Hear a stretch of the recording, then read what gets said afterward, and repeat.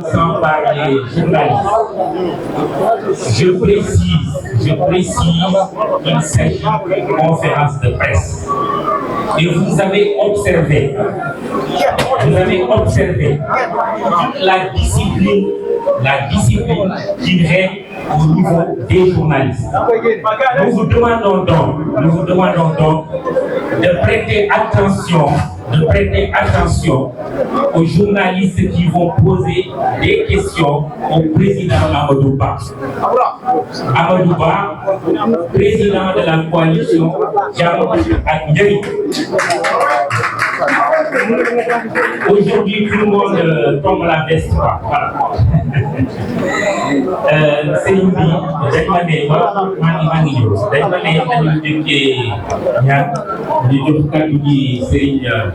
Abdou Bara Dolly Mbacké mu def ñaan comme ça ñu dugg ci liggéey bi inchallah jërëjëf sëñ bi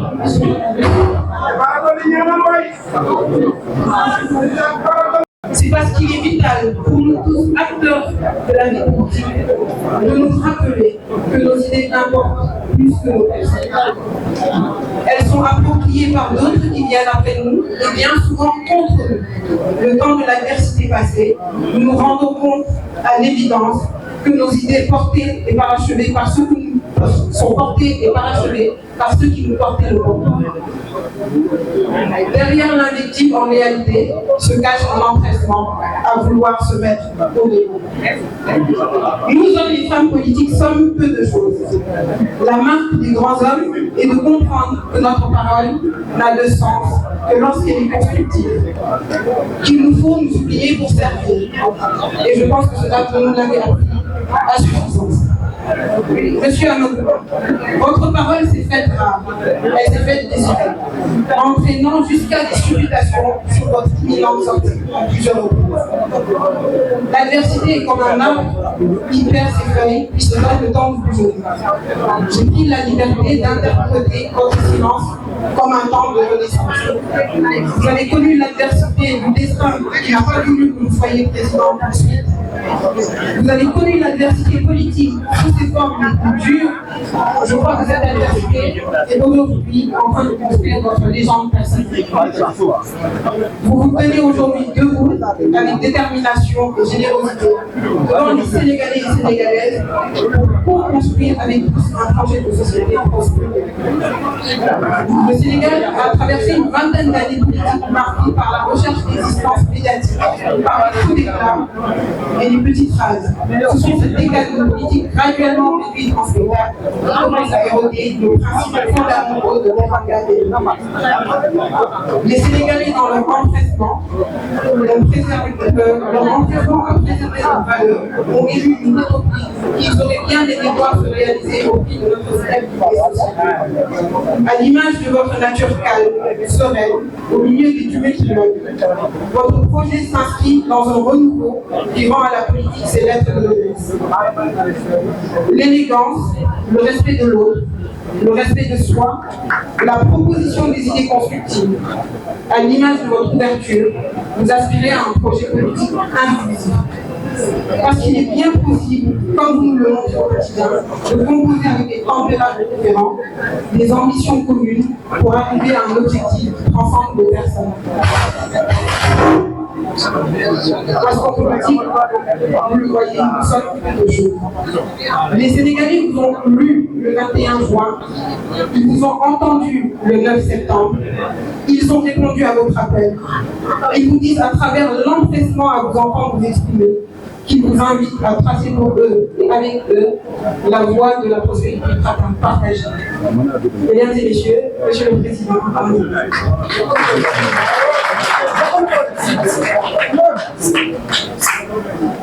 Hey, mais Daniel,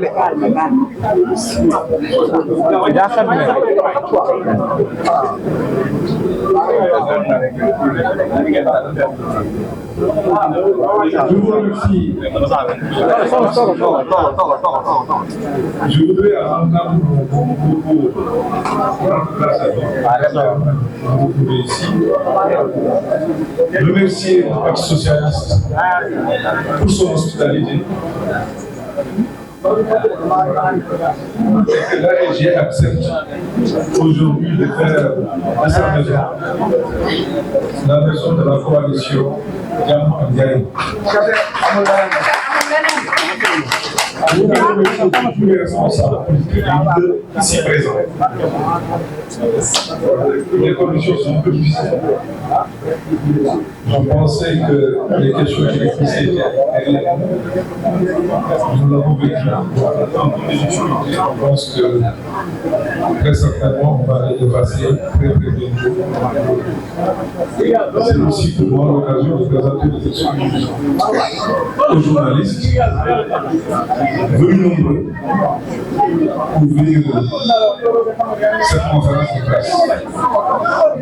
Enfin, avant de démarrer, je voudrais demander à mes camarades, les jeunes camarades, de rester calmes, car il s'agit d'une séance de travail. C'est vrai que nous sommes tous politiques, nous pouvons nous exprimer, c'est vrai. Mais pour la circonstance, je vous demanderai de garder le calme pour permettre aux journalistes de poser des questions, mais aussi pour permettre de bien répondre. Mesdames et messieurs de la presse, chers compatriotes, avant toute chose, permettez-moi d'exprimer ma profonde solidarité envers nos compatriotes victimes des intempéries, notamment le long du fleuve Sénégal. Mes pensées vont aux familles qui ont perdu des proches, aux communautés touchées, ainsi qu'à tous ceux qui font face à cette situation difficile. Dès le 17 septembre, j'avais alerté sur l'urgence d'une action responsable et coordonnée. D'une part, du gouvernement face à ces conditions météorologiques extrêmes. J'avais insisté sur la nécessité de mobiliser toutes les ressources du pays pour répondre efficacement à cette crise. Aujourd'hui, il est impératif que ces actions soient menées avec vigueur pour protéger nos populations et prévenir de nouvelles tragédies. Mesdames et messieurs de la presse, je me tiens devant vous aujourd'hui pour m'adresser directement aux Sénégalais, car il est de mon devoir et de ma responsabilité de mettre en lumière les réalités qui traversent notre pays.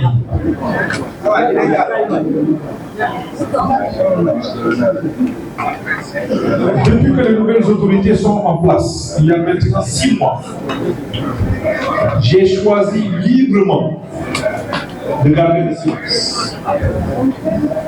Mais un silence qui n'est pas du tout de l'indifférence. J'ai volontairement refusé de multiplier les interventions publiques pour leur laisser le temps de s'installer, de prendre connaissance des dossiers et surtout de présenter leur vision pour sortir le Sénégal des difficultés croissantes auxquelles il est confronté. Mais avant d'aller plus loin, je voudrais revenir sur l'élection présidentielle passée. Et je tiens tout d'abord à renouveler mes sincères remerciements aux Sénégalais et aux Sénégalaises qui m'ont accordé leur confiance. En tant que candidat de la majorité sortante, j'avais fait preuve de la plus grande loyauté. J'avais mené ce combat avec détermination, toujours guidé par l'intérêt supérieur de notre pays. Nous avions fondé notre démarche sur la paix, la stabilité et la concorde, des valeurs essentielles pour notre nation. Malgré les accusations grotesques de corruption des juges du Conseil constitutionnel et toutes les tentatives de déstabilisation, j'avais continué à agir avec droiture et fidélité à mes principes. Pour ma part, je n'ai jamais posé un seul acte de loyauté. J'ai toujours respecté mes engagements et assumé mes responsabilités. Aujourd'hui, les Sénégalais savent qui a trahi qui.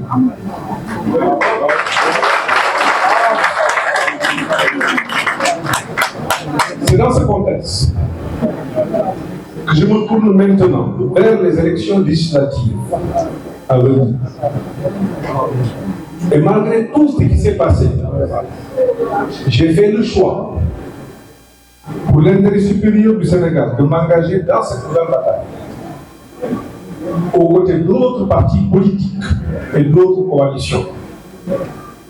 Cela inclut même notre ancienne coalition, où certains membres, lors de la présidentielle, avaient refusé de s'investir pleinement, voire même travailler contre le candidat de notre camp.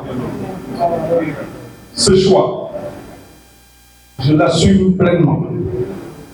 C'est un sacrifice que j'accepte, car au-delà des désaccords et des divergences personnelles, c'est l'avenir de notre pays qui doit toujours primer.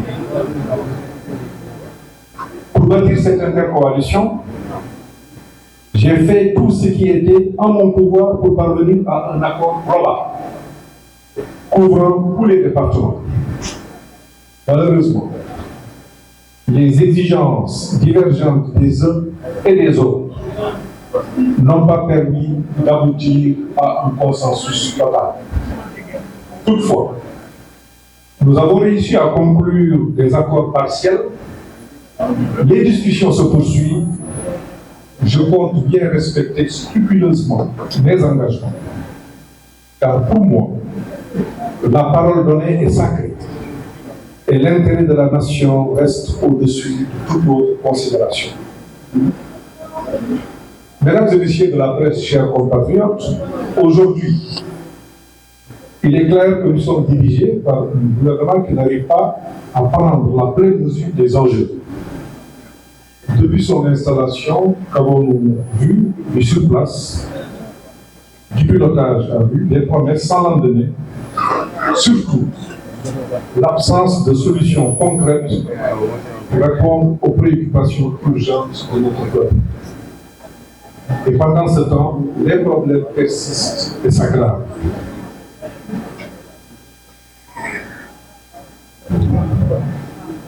Au lieu de s'attaquer aux vrais défis,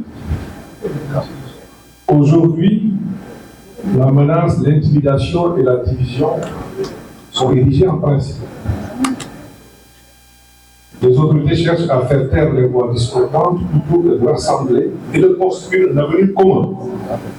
Le peuple sénégalais mérite mieux que ça. Le pouvoir ne s'exerce pas dans la peur ou la contrainte. Le pouvoir s'exerce dans le dialogue, la concertation et l'action au service du bien commun. En République et en démocratie, le pouvoir s'exerce par la persuasion et non par la terreur. Mesdames, Messieurs de la presse, chers compatriotes, ces derniers jours, des accusations graves ont été portées contre ma personne. Je ne suis pas ici pour m'engager dans des polémiques, ni répondre par l'invective.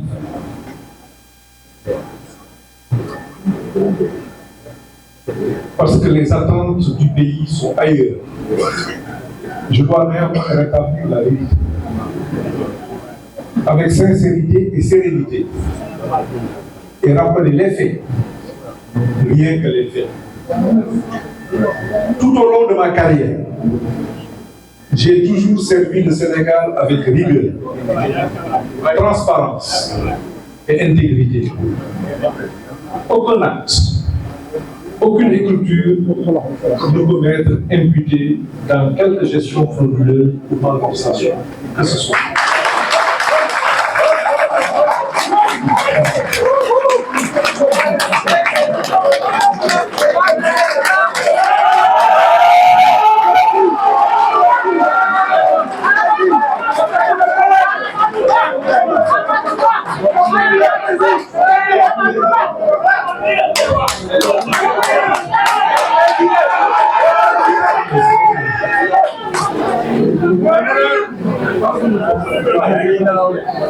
Je dis bien, aucun acte, aucune écriture ne peut être imputée dans quelque gestion frauduleuse ou malversation que ce soit. Et je le dis avec foi, fermeté et solennité. Je n'ai jamais été épinglé dans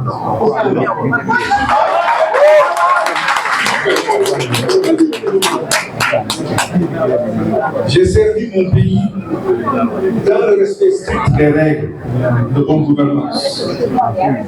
Et je rends grâce à Dieu pour cela. Aujourd'hui, certains m'accusent sans apporter la moindre preuve concrète. Il est facile d'accuser sans fondement, mais la vérité de Dieu. Je n'ai jamais falsifié les statistiques budgétaires. Et je nourris un doute profond sur la véracité de ces allégations. Il m'a été reproché des faits prétendument couverts par un rapport d'audit sur la période 2019-2023. Je tiens à rappeler une évidence. De 2019 à 2023, je n'étais plus ministre de l'économie et des finances. Mon passage au ministère des Finances s'est terminé le 6 avril 2019. Alors, qu'on m'explique comment pouvez être tenu responsable des faits qui se sont produits à une époque où je n'étais pas au commandement du ministère des Finances. Ces accusations me semblent non seulement informées, mais sont révélatrices d'une volonté délibérée de nuire ou de les informer.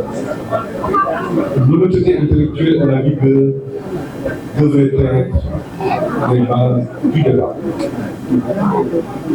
Ce qui est attendu du gouvernement, c'est de répondre aux besoins du peuple sénégalais et non de se livrer à un jeu de dynastie. Je les invite à sortir dès que à se concentrer sur l'essentiel, c'est-à-dire gouverner pour le bien de notre pays. Mesdames et messieurs, chers compatriotes, je tiens aussi à préciser clairement, depuis mon entrée dans le gouvernement en septembre 2013, aucun terrain ne m'a été attribué. Aucun immeuble, aucun appartement, aucune villa de l'État ne m'a été cédée ou octroyée sous quelque forme que ce soit. Ces accusations d'accaparement, je dis public, me concernant sont injustifiées et relèvent de la pure calomnie et du dénigrement. Je n'ai jamais détourné les biens de l'État, ni failli à ma mission de service public. Dans la position où j'étais et dans l'organisation qu'il y avait ce n'est pas possible. En tant que serviteur de l'État, je n'ai jamais menti au commissaire, ni cherché à me dérober à mes responsabilités. Ce parcours, je l'ai mené avec honnêteté et j'ai la conscience tranquille. Ces accusations apparaissent dans un contexte particulier, celui de la préparation d'une campagne électorale, où on cherche à semer la confusion, à discréditer ceux qui, comme moi, ont consacré leur vie au service de la nation. Mais je tiens à être clair. Rien ne m'empêchera, à part le bonheur, d'aller à la rencontre des Sénégalais pour défendre ma vision et mon engagement pour le pays. Je continuerai à travailler avec la même détermination pour notre peuple, avec la foi inébranlable dans la transparence et l'intégrité. Je le ferai. En matière de finances publiques, les résultats parlent d'eux-mêmes. Les recettes budgétaires preuve de la performance de nos administrations. financière et de la vitalité de notre économie ont connu une croissance continue.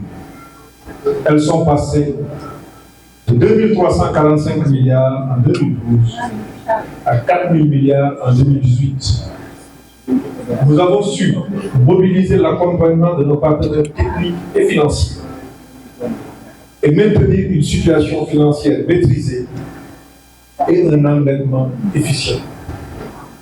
En 2012, la dette de l'administration centrale était de 4 958 milliards, soit 3 318 milliards de dettes extérieures à long terme et 1 280 milliards de dettes intérieures.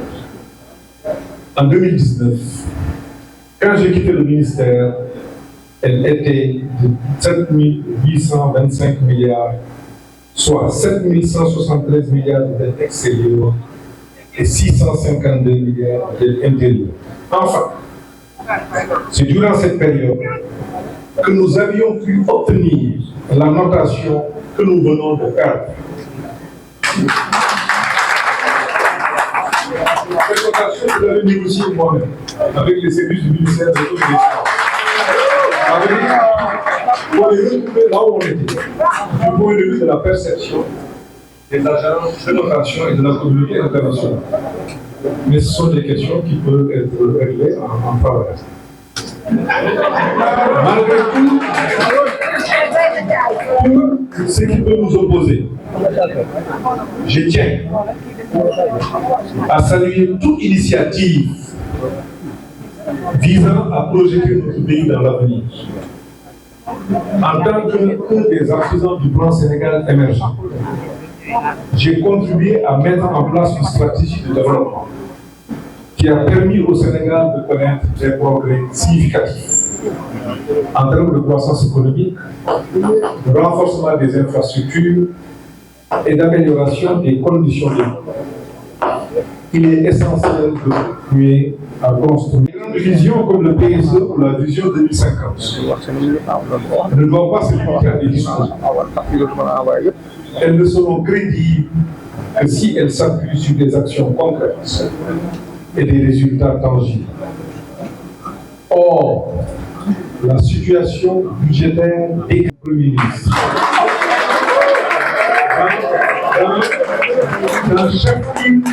dans chacune de mes fonctions, j'ai toujours mis l'intérêt du Sénégal au-dessus du tout. J'ai formé des générations d'inspecteurs.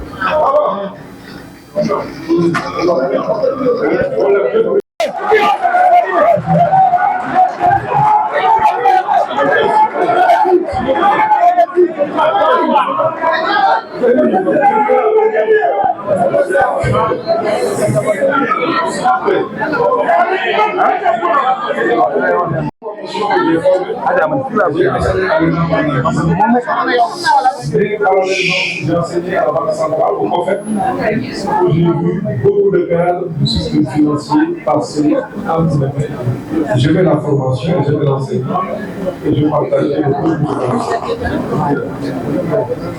Naturellement, m'a permis